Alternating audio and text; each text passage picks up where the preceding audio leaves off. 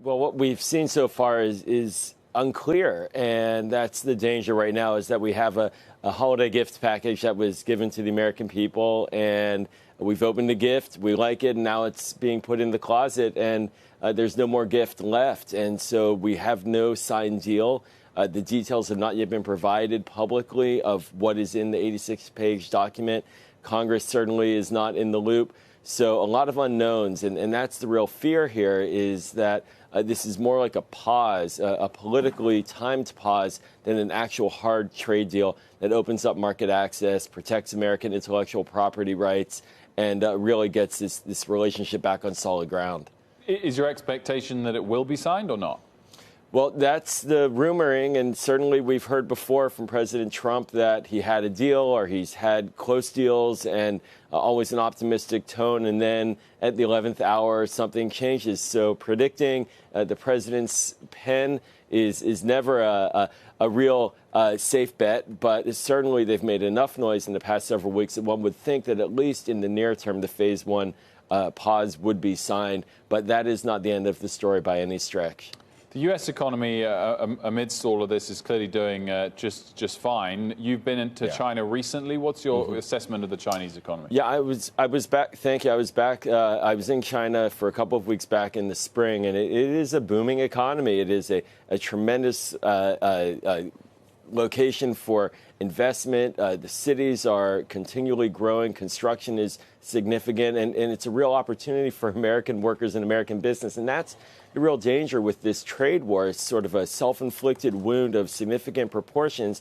Our farm economy, which really was looking at the market in China, 1.25 billion, 1.4 billion people, looking at that market as its next great opportunity, has now taken a major blows. Farm debt is on the rise. Bankruptcies are on the rise.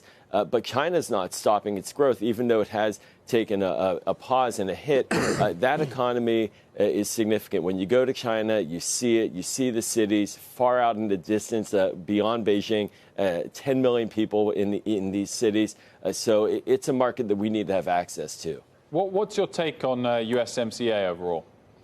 Well, USMCA, certainly there was a breakthrough. Speaker Pelosi and Richie Neal, the chairman of Ways and Means, getting what they thought is the kind of an agreement with labor that could really get Democrats on board. And it's the kind of agreement that is in many ways being seen as a model for future deals.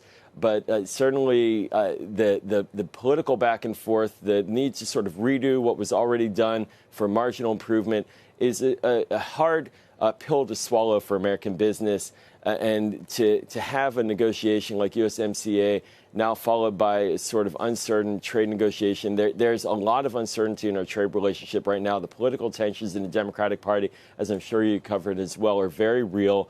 The concerns about labor, the environment, workers' rights, these aren't going away anytime soon. So the positive for MCA is that it lays out a template for how Democrats and Republicans can work together on trade.